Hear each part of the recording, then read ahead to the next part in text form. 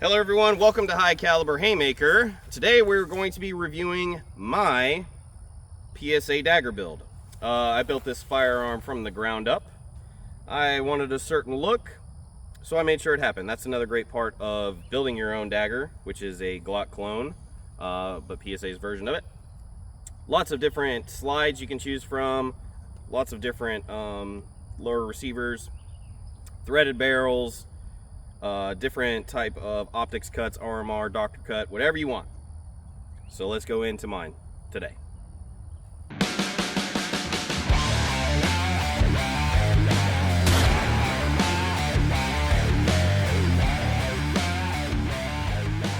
So for me, I'm not a big Glock guy. Does that mean I necessarily won't have one? No, it's kind of one of those things. Everyone has one. There's so many aftermarket parts. I am just not into that. I like having different things. I like having a variety of items, as you've seen on my channel. So today we're going to go over my dagger here. So I went with the copper riveted barrel. I have a compensator on the front, so obviously it is threaded, as well as I have the deep doctor cuts into the slide. And we went with a Crimson Trace Rad Pro green dot. And on the bottom here, typically, you know from my previous videos, I always use O-Light weapon lights. This time I wanted to try the Viridian, which is also a product you can get at Palmetto State Armory. And it kind of matches as far as like the kind of texture and the cuts that are made on it. It just went well with the firearm, and I thought it was a good deal, so I threw that on there just to give it a shot. So we have sighted in this pistol. Feels really good. The compensator definitely takes some of the recoil out of it, just from other 9mm that I've shot with 5-inch barrels. And they do make a compact version as well, but this is basically a Glock 19 clone, just built with all PSA parts.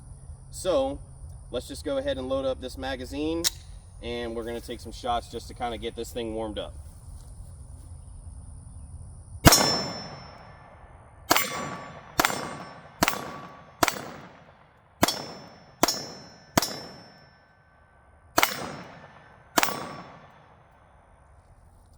There you have it. Obviously working just fine. The only thing that I've actually changed on this that is different from factory parts from Palmetto State Armory is I did go with a 13-pound recoil spring, I believe. It's 11 or 13. I'll make sure I have some of that in the description down below for you just to verify. I just wanted something a little more upgraded than your standard, Glock spring in it.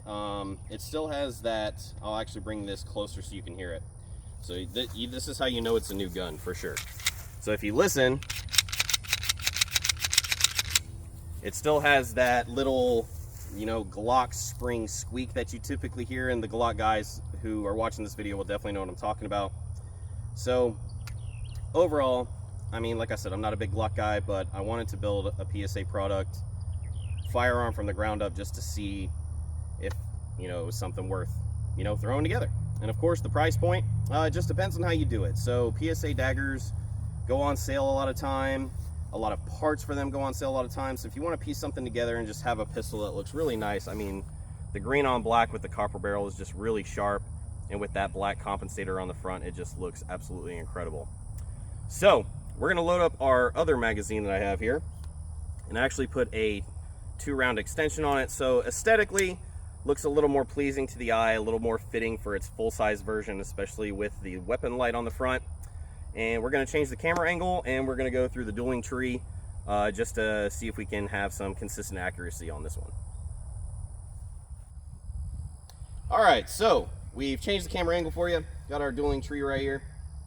15-round PMag with our 2-round extension on the bottom. So let's go ahead and give that a shot for some accuracy and see how we do.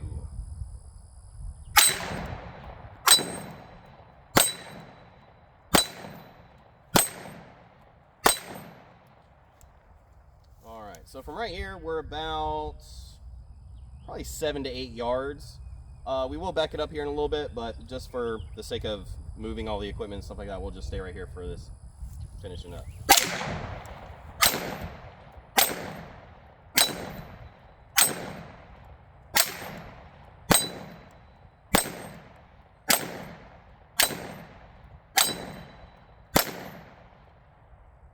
And if I wouldn't have missed that one on the first shot, we would have been able to go all the way through the tree a few times.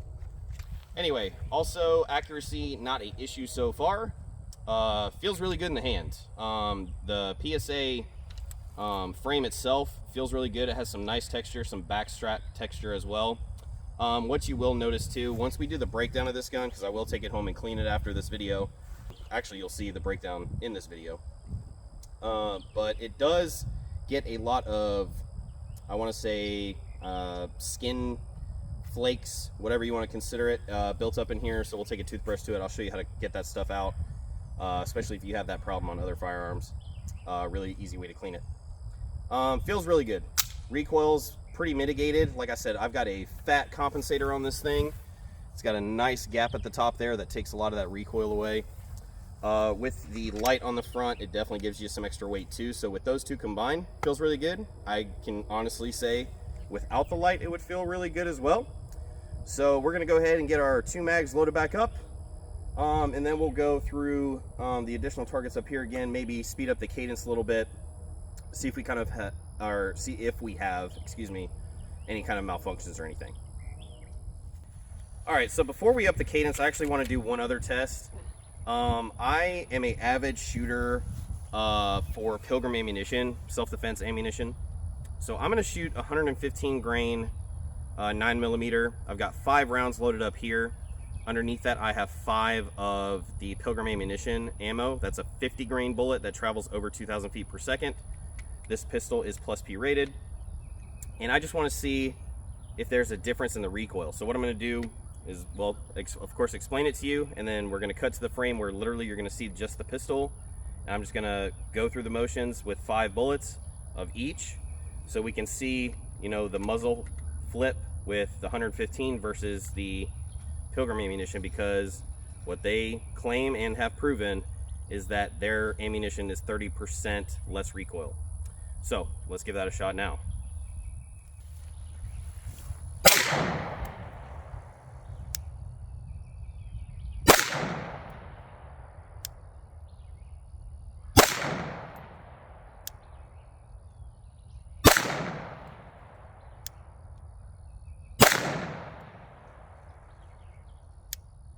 Now Pilgrim ammo.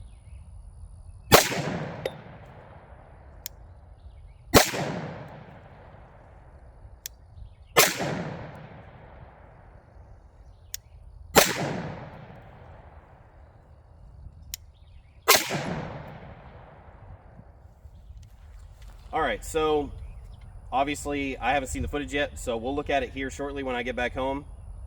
But I can definitely feel a difference between the two. Now, as far as muzzle flip, there was a shot or two that kind of felt similar, but at the same time, as far as like the power that's coming back to me, you can definitely feel the difference. So again, that's why I'm an avid person about Pilgrim ammunition. Support them 100%. So now let's up our cadence like we talked about and continue on with the review. All right, so we've got our 15 round, actually that's the 17 round, excuse me. Got our 15 round magazine loaded up here. And we're gonna just up the cadence a little bit, just go a little bit quicker. And then with the 17 round magazine, I'm gonna try some double shots on the larger steel targets, just to see if it comes back on target quick enough to get that second shot off. So let's just speed this up and see how it goes.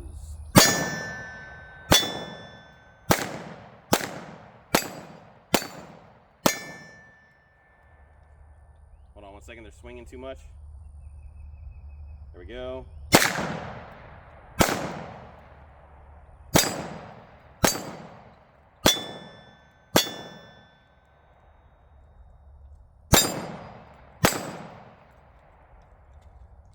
Swinging just a little too fast. All right, so 17 round magazine. With these jumping around so much, I think we're gonna just do alternate between the 2 large silhouette targets you see on my channel. And you'll audibly be able to hear the hits, so let's see what happens.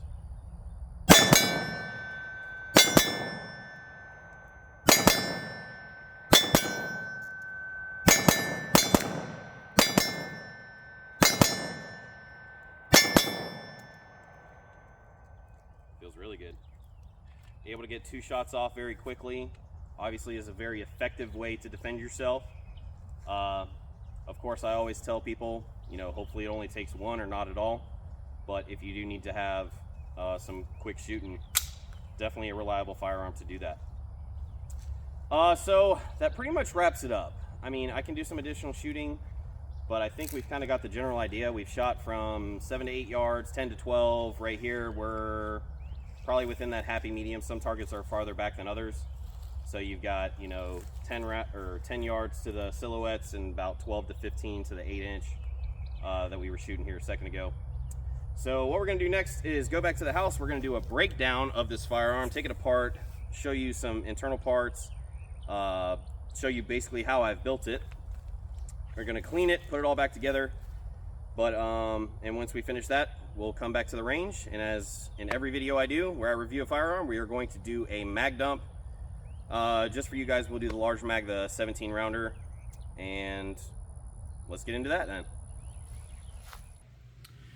All right, so let's break this thing down. So it would be a little bit easier if you did not have a muzzle brake on it. If you do, some of them come with set screws. I've actually already removed mine. So we'll get into a little bit more detail about that here in a second once we get the barrel out and all that kind of stuff. So like your classic Glock takedown, there's one of these on each side, the takedown levers. What you'll do is pull this back to the rear just a hair, pull that lever down, and that should release your slide. Maybe you have to pull the trigger. Yep, and that'll slide right off just like so. So once you do that, you're going to remove your recoil spring. And what that'll do is allow your barrel to move freely within the housing here. So what you need to do is you can use your barrel kind of as leverage against the inside slide here. And what you'll do is you'll rotate your muzzle device like so. This would be the same if you had a cap on the end, if you didn't have a muzzle brake. And again, if you had a regular barrel, you wouldn't have to do that at all. So as you can see, you do have a little bit of buildup right here on the thread line from your gunpowder, but not too bad in general. So we're going to remove our barrel here. So we've got our slide, barrel, recoil spring, and your lower receiver.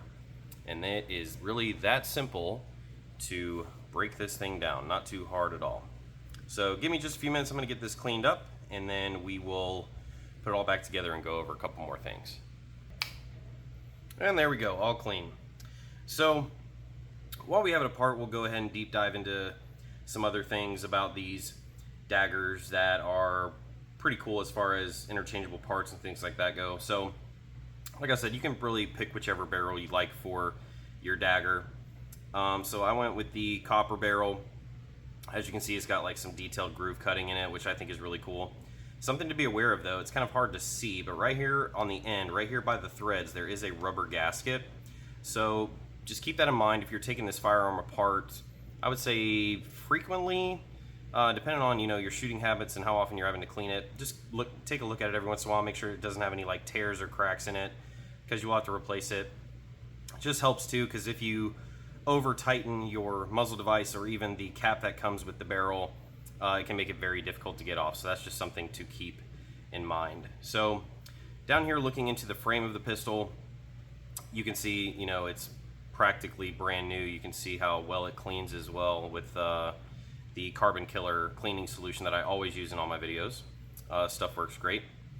Does a great job cleaning it up, but as you can see, it's like a standard Glock inside, so a lot of interchangeable parts. So even if you want to buy the frame just by itself, you can do so. Down here you see the flared magwell. It actually doesn't come with this. I ordered this separately. There are tons of aftermarket flared Glock magwells you can throw on these pistols. However, you do need to get the one with the Dagger name in it. And the reason I say that is because the Dagger has a specific cut right here. So most magwells, flared magwells, excuse me, if you get them, won't fit unless it is the Dagger specific one. So like I said earlier in the video, when it comes to textured grips, you see how there can get like some skin and things like that in here. It's just from holding the pistol, and you're having recoil, so the gun shakes a little bit, rubs your hand. Those things can build up in these little textured grooves. So a simple way to clean that is I'm going to be using the same toothbrush I used to clean the pistol itself.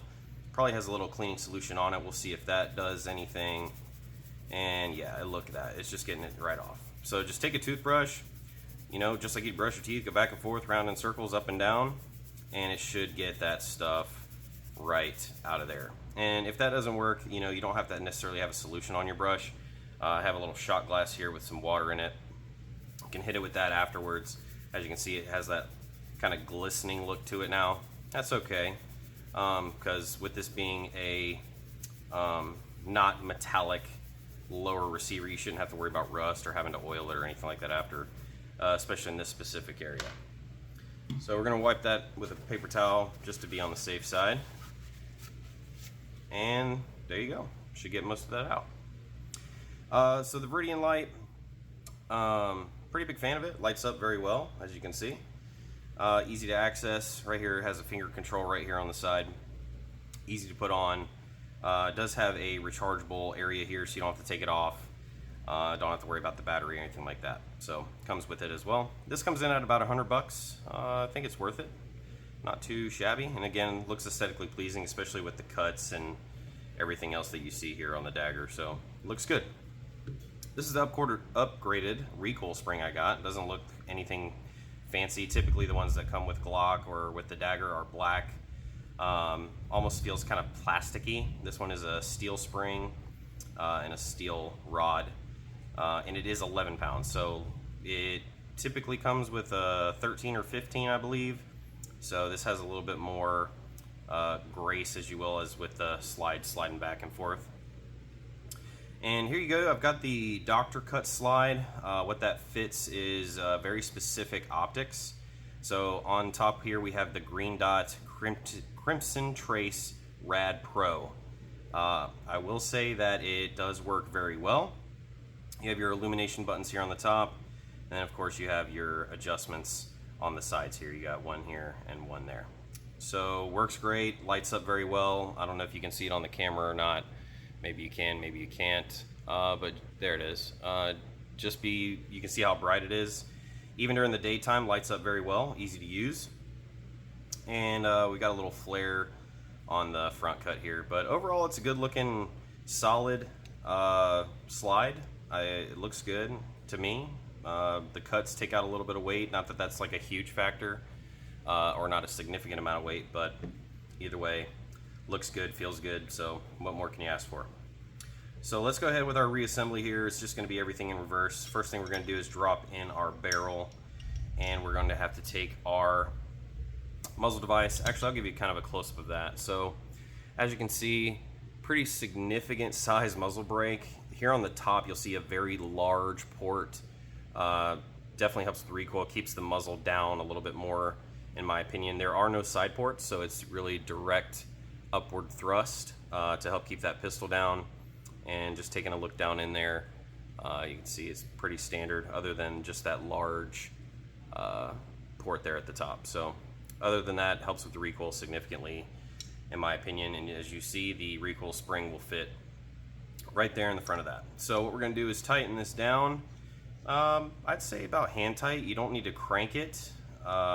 What I do kind of to measure, and maybe this is a helpful tip for some of you guys out there, is when you bring your barrel all the way back, you see how there's a gap here? So that means we need to keep going. So what you'll do is move your slide back forward. Just keep tightening and tightening until I feel like a little snag there, so that might be it. So once you bring the pistol, you need to make sure that your barrel seats all the way back. That's crucially important. So you can see once it's all back together, screwed in properly, there's no gap here in the front between the barrel and the muzzle brake. So when the slide is moving, it will come back to that. And you also know that you'll have it fitted correctly because you should have minimal scarring on the actual slide itself. You can see where the muzzle brake and the slide come together here. There's like a very small scratch. You may be able to see it, maybe you can't. Just trust me that it's there.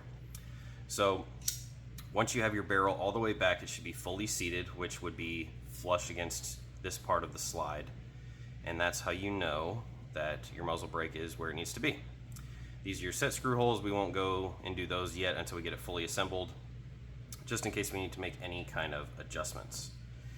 So next, you're going to drop your recoil spring in. This little hex bolt looking piece here should go into the front.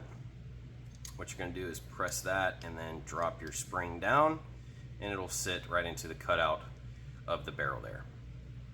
As far as putting it back on your slide, I always start at the rear of the slide, front of the rails of the pistol frame, work our way back nice and easy, and then give it one rack, and then you should be back together. So before we pull the trigger or anything, we're just going to make sure we're fully seated. You want to make sure that your takedown levers are up, and then we'll point in the same direction. Good to go. Now you'll see that the trigger does stay back, so when you reset it, the trigger will go back forward, so you pull, stays there, and then it resets again. So if your trigger stays to the back, you know why. Once you reset, it'll go back forward. So if we pull the trigger again, reset, it will allow us to find our reset in the trigger for our second shot. Okay, I'm gonna go ahead and put my set screws back in. Again, make sure you don't lose these. They're very small, but they are very important. I'm not saying that your muzzle brake is gonna rotate while you're shooting, but I always play things on the safe side. So we'll go ahead and put that one in, flip to the other side. Now, I don't recommend using Loctite on these because you will have to remove them for takedown. So you do want to check them frequently if you're shooting, make sure they don't fall out, they might come loose. So once you put them in, give them a little crank, and then you should be good to go. And that's our full reassembly. So let's get back to the range and we'll do the mag dump and wrap up the video. All right, everyone, now that we're back at the range, as promised, 17 rounds, beautiful pistol. Let's get our mag dump done and see if we have any malfunctions. It's been perfect and flawless all day. See if that continues.